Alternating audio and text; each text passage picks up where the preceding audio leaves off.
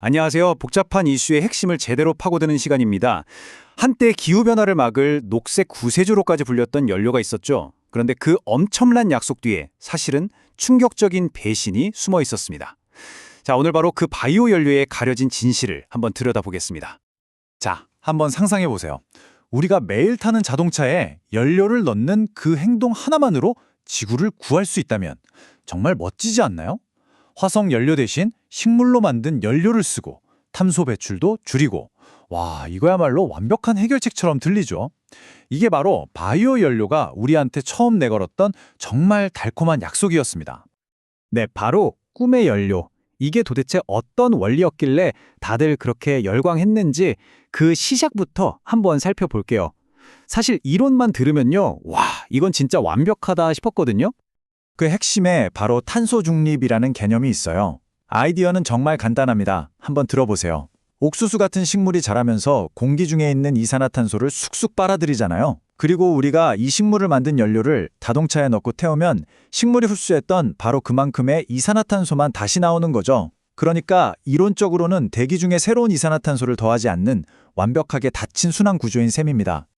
자, 이런 멋진 탄소 중립 개념을 바탕으로 바이오 연료가 내세운 약속들은 거의 환상적이었습니다. 이건 고갈될 걱정도 없는 재생에너지죠. 미세먼지도 줄여주는 깨끗한 연료죠. 석유 수입에 의존할 필요도 없게 만들어주죠. 심지어 농가 소득까지 올려준다고 하니 이건 정책을 만드는 사람이나 일반 대중이나 열광하지 않을 수가 없었던 겁니다. 그런데 말이죠. 그 찬란했던 약속이 현실에서는 악몽으로 바뀌기 시작했습니다. 우리가 생각했던 것보다 현실은 훨씬 더 복잡했고 또 훨씬 더 암울했습니다. 자, 화면에 보이는 이 숫자, 1명. 딱 이 숫자만 한번 기억해 주세요. 이게 무슨 뜻이냐면요. 정말 충격적입니다. 한 사람이 1년 내내 먹을 수 있는 어마어마한 양의 옥수수가요. 딱 SUV 한 대의 연료 탱크를 에탄올로 한 번 채우는데 다 들어가 버립니다. 우리의 식량이 자동차 연료랑 경쟁을 하게 된 거예요.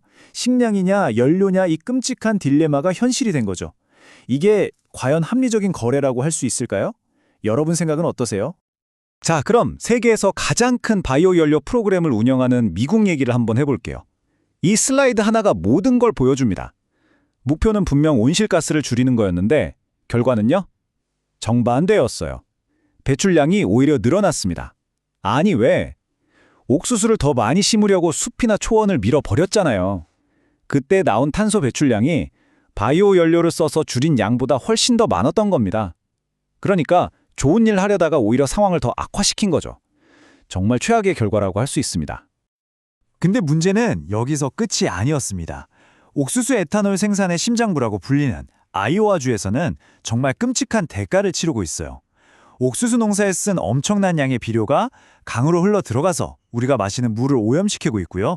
이 물을 오랫동안 마신 주민들 사이에서는 특정 암 발병률이 눈에 띄게 높아졌습니다. 이른바 녹색혁명이 사람들 건강을 위협하는 끔찍한 위기가 되어버린 겁니다. 그리고 이런 비극적인 상황이 안타깝게도 미국만의 얘기가 아니라는 겁니다. 지금 보시는 것처럼 전 세계에서 비슷한 문제들이 터져나오고 있어요. 인도네시아에서는 파뮤 농장 때문에 열대우림이 불타고 있고 아르헨티나에서는 콩을 심느라 땅이 망가지고 있죠. 심지어 유럽에서는요, 이 바이오 디젤 때문에 오히려 도시 공기가 더 나빠지는 정말 아이러니한 상황까지 벌어지고 있습니다. 자, 그럼 여기까지 들어보면 바이오 연료는 그냥 완전히 실패한 정책처럼 보이잖아요? 근데 정말 그럴까요? 혹시 희망은 없는 걸까요?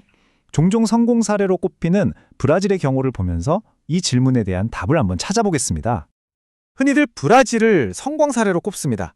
사탕수수로 만든 에탄올이 실제로 브라질 전체 재생에너지의 32%나 차지할 정도로 자리를 잘 잡았고 온실가스를 줄이는 효과도 인정받았다고 하니까요.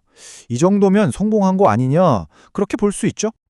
하지만 그 성공이라는 화려한 무대 뒤편에는 아주 어두운 그림자가 있었습니다. 바로 이 한 문장이 모든 걸 말해주고 있어요. 세라드 사바나는 대규모 에너지 생산을 위한 희생지대가 되었다. 네, 희생지대가 되었다고요.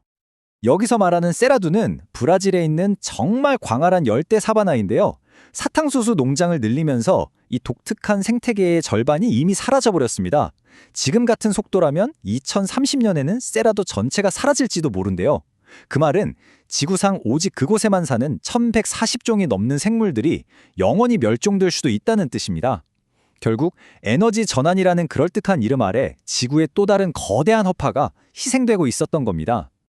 자, 지금까지의 얘기를 들어보면 바이오 연료는 정말 총체적 난국, 명백한 실패처럼 보입니다. 근데 여기서 그냥 망했네 하고 끝낼 순 없잖아요?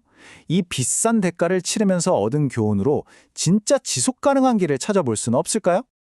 그럼 어떻게 해야 이 딜레마를 풀 수 있을까요? 다행히 전문가들이 몇 가지 명확한 원칙들을 제시하고 있습니다. 첫째, 절대 멀쩡한 숲이나 초원을 파괴하지 말고 이미 망가져서 쓸모없는 땅만 사용해야 합니다. 둘째, 우리 먹거리랑 경쟁하면 안 되니까 음식물 쓰레기나 해조류 같은 차세대 원료 개발에 집중해야 합니다. 셋째, 눈 가리고 아웅하는 식의 계산은 이제 그만하고 땅을 파괴하면서 나오는 탄소까지 정직하게 다 계산해야 합니다. 넷째, 가짜 친환경을 걸러낼 수 있는 아주 엄격한 인증 제도가 반드시 필요하고요. 마지막으로 식량 가격이 폭등하는 비상 상황에서는 바이오 연료 의무 사용 같은 정책을 잠시 멈출 수 있는 안전장치가 있어야 합니다. 자, 이제 여러분의 차례입니다. 오늘 이 모든 이야기를 들어보셨는데 어떻게 생각하시나요? 이 바이오 연료 그냥 완전히 실패한 실험이라고 봐야 할까요? 아니면 기후변화를 막기 위해 어쩔 수 없이 감수해야 하는 필요악일까요? 그것도 아니면 이런 문제점들을 잘 고쳐서 우리가 제대로 된 해결책으로 만들어갈 수 있을까요? 여러분의 솔직한 생각을 아래 댓글로 자유롭게 남겨주세요. 오늘 저희가 준비한 이야기가 이 바이오 연료라는 복잡한 주제를 이해하시는데 조금이나마 도움이 되었으면 좋겠습니다. 앞으로도 이렇게 복잡한 문제의 본질을 꿰뚫는 깊이 있는 분석을 놓치고 싶지 않으시다면 채널 구독과 알림 설정 꼭 부탁드립니다. 감사합니다.